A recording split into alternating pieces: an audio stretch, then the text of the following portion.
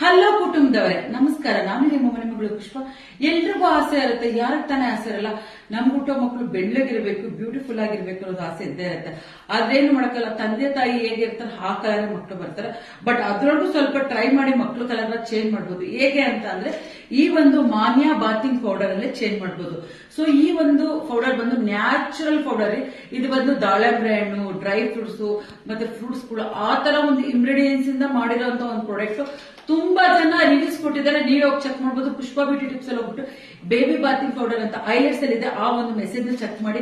ನಿಜವಾಗ್ಲೂ ಈ ಒಂದು ಪೌಡರ್ ನ 2 ತಿಂಗಳು ಮೇಲೆ ಹಾಕ್ಬೇಕು, 2 ತಿಂಗಳು ಪಾಪು ಮೇಲೆ ಹಾಕ್ಬೇಕು. ಸೊ ಒಂದು 10 ವರ್ಷ ಮಕ್ಕಳವ್ರಿಗೂ ಯೂಸ್ ಮಾಡಬಹುದು.